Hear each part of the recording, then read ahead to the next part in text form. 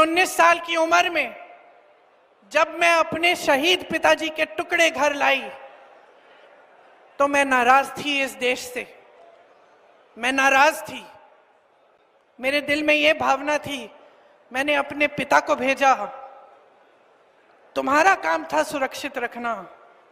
मैंने अपने पिता को हिफाजत से तुम्हारे पास भेजा और तुमने ये टुकड़े लौटा दिए मुझे, और वो टुकड़े इस झंडे में लपेटे हुए थे, देश के झंडे में। मैं नाराज थी। मैं समझती हूं शहादत की का क्या मतलब है। जैसे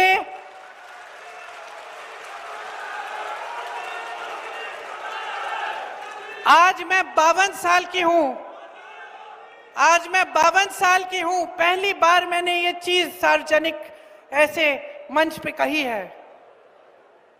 लेकिन वो जो नाराजगी थी मेरी, आस्ते आस्ते मैं समझी कि उस तरह की जो नाराजगी होती है वो सिर्फ उससे होती है जिससे प्रेम करते हैं हम। मेरे देश के लिए मेरे दिल में कितना प्रेम है, मैं कैसे समझाऊं। जब मोदी जी मंच पे खड़े होकर मेरे पिता को देशद्रोही बोलते हैं, जब मोदी जी कहते हैं कि मेरे पिताजी ने कोई कानून बदल दिया अपनी मां से विरासत लेने के लिए, तो मेरे दिल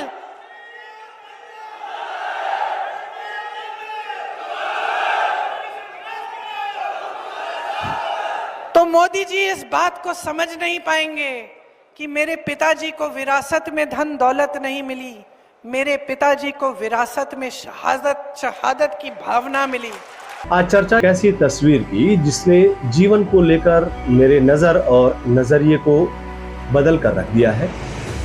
इस तस्वीर का सियासत से कोई वास्ता नहीं, इस तस्वीर का भौतिक सुख समृद्धि या दुनियावी मसलों से कोई रिश्ता नाता नहीं। इस तस्वीर का रिश्ता एक पुत्र और पिता के भावनात्मक संबंध से है, उन दोनों के बीच के इमोशनल अटैचमेंट से है। यही है वो तस्वीर जो मेरी बंद आंखों के आगे तैर रही है।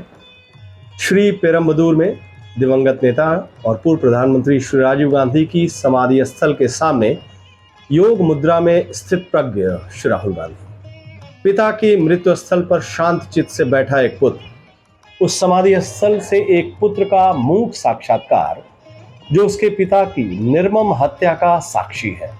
श्री पेरम्बदूर का ये वही जगह है जहां नफरत और जाति उन्माद से भरे कुछ चेहरे क्रूर काल के मोहरे बने थे और उन्होंने एक पुत्र के सिर से उसके पिता का साया सदा सदा के लिए छीन लिया था।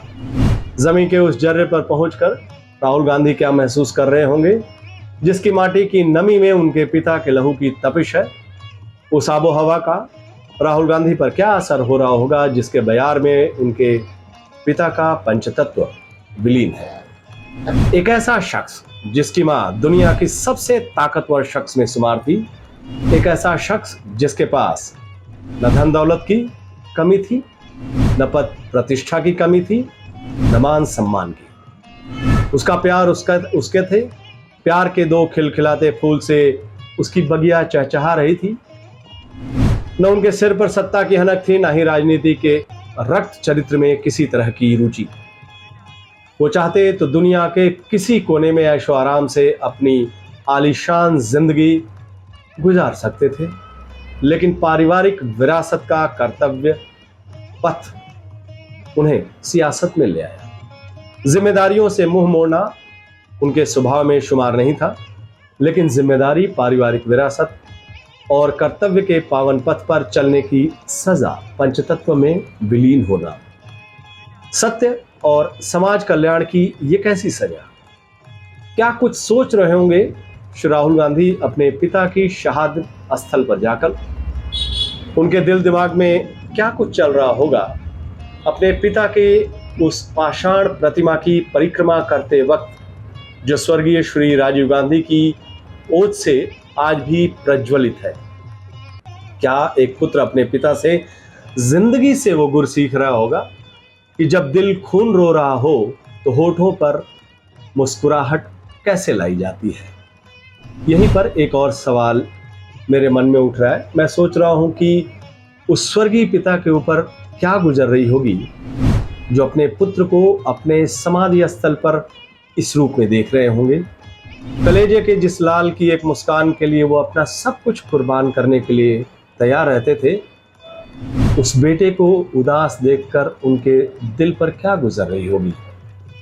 बेटे को भी खुद की तरह सियासी कुचक्र में फंसा देखकर वो क्या सोच रहे होंगे। क्या पिता के इसी भावना का ख्याल श्री राहुल गांधी को भी था और इसी वजह से वो आज तक वहां नहीं गए थे? और अगर ऐसा था तो फिर अब श्री राहुल गांधी उस जगह पर क्यों गए? तो उनके पिता की दर्दनाक मौत की यादों को अपने सीने में समेटे हुए हैं। नफरत और विभाजन की राजनीति के कारण मैंने अपने पिता को खोया है। इसके कारण मैं अपने देश को नहीं खोऊंगा। प्यार से नफरत हारेगा, उम्मीद से डर हारेगा। एक साथ मिलकर हम इस पर जीत हासिल करेंगे। कुछ ऐसा ही संदेश स्वर्गीय राजीव गांधी जी का भी था, जो समाधि स्थल के 7 स्तंभों पर उकेरा हुआ है। 7 स्तंभ देश के 7 पवित्र नदियां गंगा, यमुना, गोदावरी, ब्रह्मपुत्र, नर्मदा, सिंधु और कावेरी के साथ साथ धर्म, न्याय, सत्य, त्याग, समृद्धि, विज्ञान और शांति के प्रतीक है। इन्हीं पाषाण स्तंभों पर श्री राजीव गांधी जी के प्रेम, शांति और सद्भाव के जीवन संदेश दर्ज हैं।